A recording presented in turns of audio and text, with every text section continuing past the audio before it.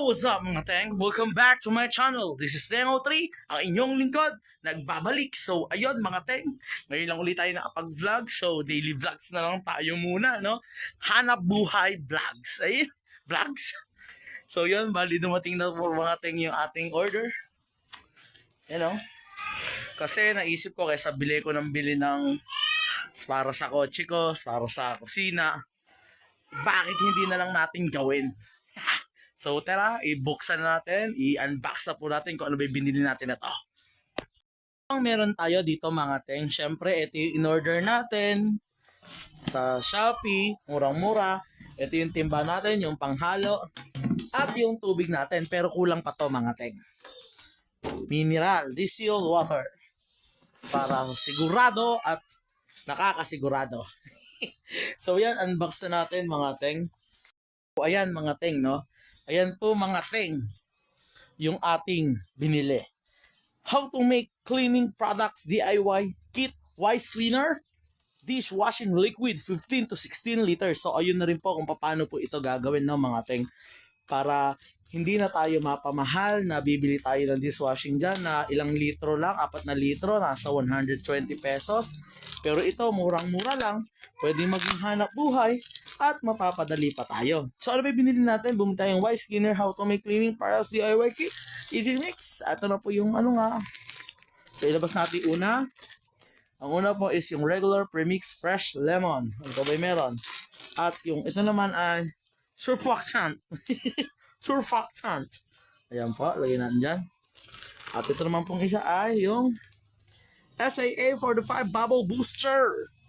At yung isa pa ay Thickener. Tapos ito syempre yung ating manual para madali lang natin itong magawa syempre, no mga teng. So tara, simulan na po natin kung paano ba yung unang gagawin. Basahin muna natin mga teng. So una, yun ang pinakamaganda dito, Tagalog pa ano mga teng. Step 1, lagyan ng 14 liters sa tubig, antay ba sundin ang sukat ng tubig. Lalamnaw ang mixture pag kulang o sobra sa tubig. Nako po, kaya dapat saktong-sakto daw, 14 liters. Dapat daw po ay meron tayong 14, ang likod ko ba? Meron tayong 14 liters. 14 liters. So ito ay nasa 10 liters ang laman. Mga teng, no? Mineral or distilled water po yung ginamit natin para siguradong malinis at hindi mapapanis. Nakahuli. Pang 14. So ang susunod na gagawin natin mga teng ay sunod na ibuhos ang SAA 45 Bubble Booster. Ibuhos ang surfactant gupitin na maliit sa dulo at ibuhos paikot sa tubig. Yon mga teng. Ito po yon, SAA 45 tsaka Bubble Booster. Surfactant. Ayan. So ito ibuhos natin. Siyempre, paikot natin. Ito po yung malinis nating panghalo.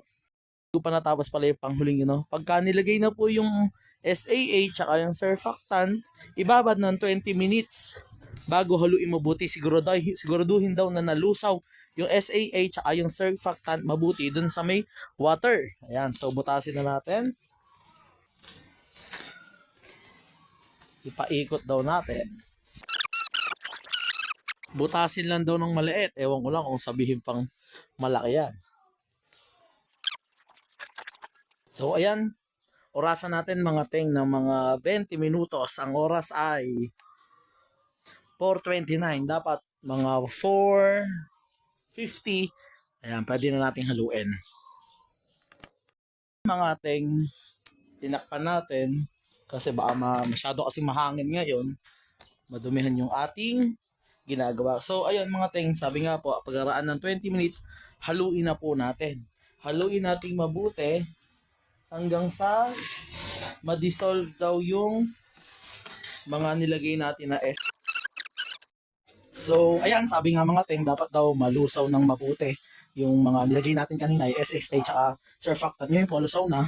Ang susunod na ilalagay natin is ito pong regular premix fresh lemon. Ano ba ito? Para daw po ito sa degreasing agent, pangtanggal ng sebo, ng amoy, scent, antibacterial, gelatin agent or water softener, and colorant, pampakulay. No?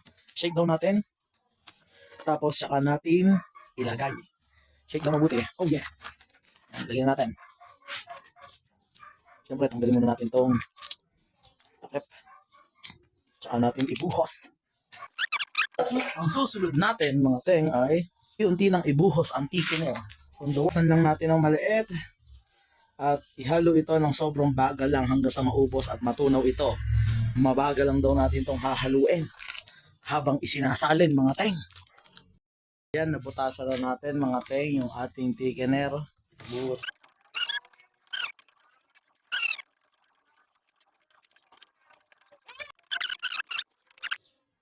So, ayan, mga teng.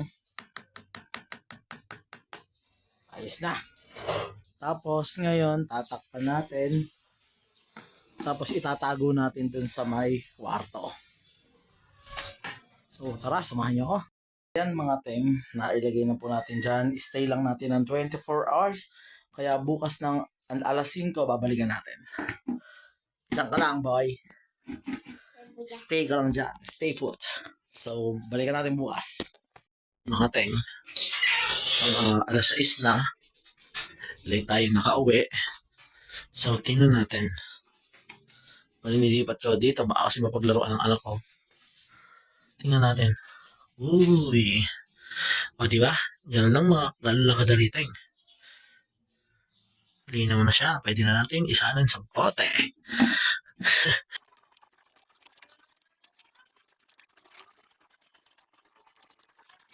Mga teng, naka 10 liters tayo mahigit kasi punong-puno. Tapos 1 galon at nasa 1 litro siguro to, mga teng.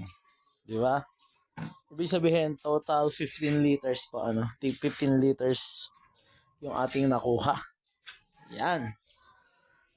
So, yun, mga teng. Nakita nyo naman, mga teng, di ba? Halos 1 araw lang natin ginawa. Okay na. Napakalinaw na, kahapon, napakalabo, no?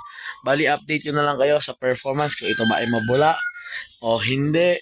Kung ito kasi isang mga nagiging problema ko, kung ito ba ay bumabaho. Meron kasi akong nabibili dati, bumabaho. Kaya parang nadidismaya akong gumawa ng ganyan kasi baka bigla naman bumabaho. So, obserbahan na muna natin, mga ting. Tapos subukan natin magbenta kung makakabenta ba tayo. Bali, sa mga nagtatanong, sa baba, sa comment section, yung link po nung kung saan ko nabili sa Shopee. Ang magkano ito, 250 pesos lamang. Dahil free shipping naman, kaya 250 lang din nating nakuha. Bali, iyon ay nasa 15 liters. Kasi may mga dinagdag pa tayo, mga ting. Ba, nasa 15 to 16 liters times to 30, may kita naman tayo siguro nasa 150. Pwede na din. Walang kahirap-hirap. So, hanggang dito na, mga teng. Peace out.